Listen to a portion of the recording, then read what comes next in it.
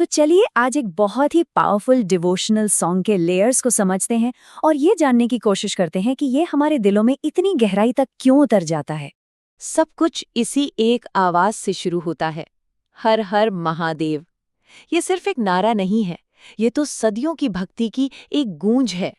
तो सवाल ये उठता है कि ये आवाज जो सदियों से सुनाई दे रही है, इसमें इतनी ताकत कहाँ से आती है? इसका असली मतलब क्या है? असल में इसका राज ना इस गीत की बनावट में ही छिपा है। चलिए इसे परत दर परत खोलकर देखते हैं। सबसे पहले बात करते हैं महादेव की।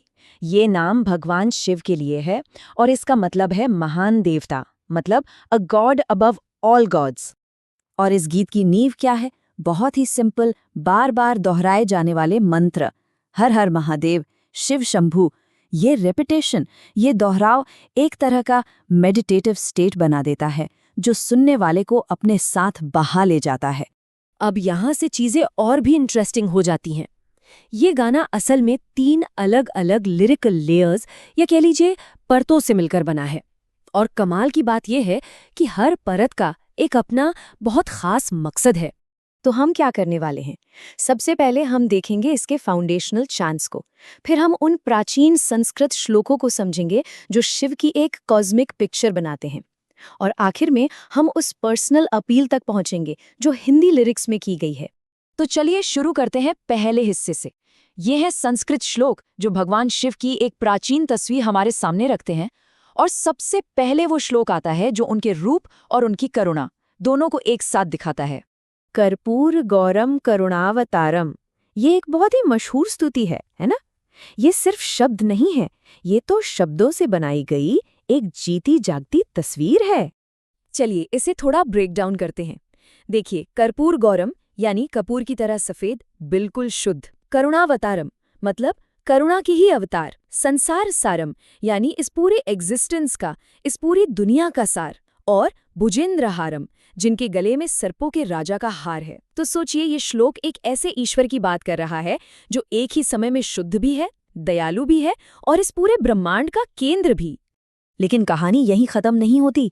ये गीत शिव के सिर्फ इस साकार रूप पर नहीं रुकता, अब ये हमें एक कदम और आगे ले जाता है, उनके निराकार ट्रांसेंडेंट स्वरूप की तरफ।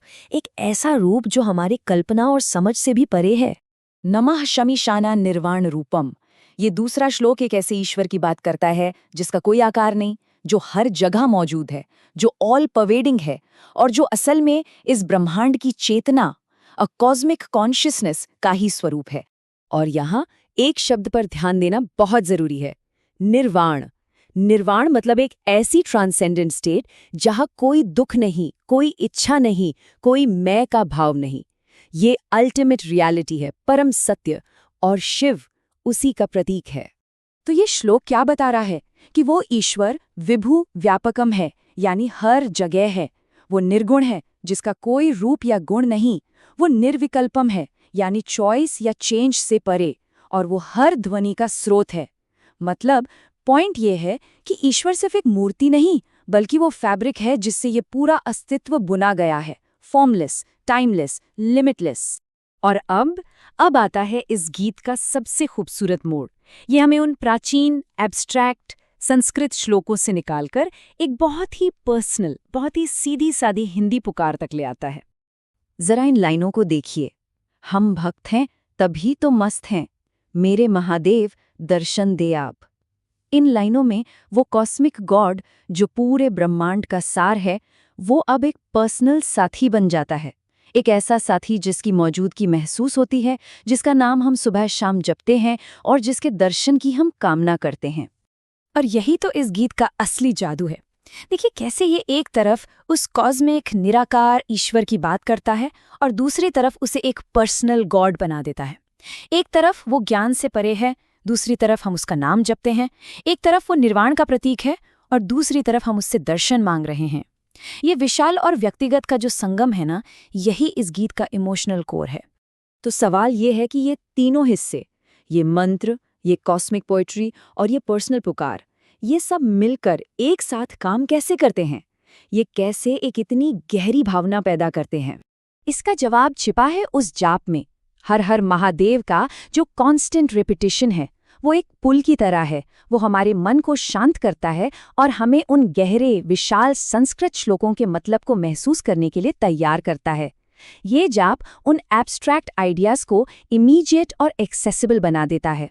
तो असल में ये गीत हमें एक पूरी इमोशनल जर्नी पर ले जाता है। सबसे पहले मंत्रों से हम एक मेडिटेटिव स्टेट में जाते हैं, फिर संस्कृत श्लोकों से हम उस कॉस्मिक डिवाइन के सामने ऑ में खड़े हो जाते हैं, एक विस्मय महसूस करते हैं, और फिर हिंदी लिरिक्स से हम एक पर्सनल गहरा कनेक्शन महसूस करते हैं। और जब ये सब मिल जाता है तो भक्ति की एक बहुत ही गहरी, प्रोफाउंड भावना पैदा होती है। और ये सब हमें एक आखिरी सवाल पर लाता है कि आखिर कैसे कुछ प्राचीन शब्द और एक सिंपल सा मंत्र मिलकर आज के ज़माने में भी इतना पावरफुल, इतना मॉडर्न कनेक्शन बना सकते हैं। शायद इसका जवाब ये है कि कुछ चीज़ें सिर्फ समझने के लिए नहीं होती, वो महसूस करने के लिए होती हैं। इस गीत की असली ताकत शायद इसके शब्दों के अर्थ में नहीं, बल्कि उस एहसास में है जो ये पैदा करता है। ये एक बहुत ही कॉम्प्लेक्स फेथ को एक बहुत ही पावरफुल शेयर्ड फीलिंग में बदल देता है।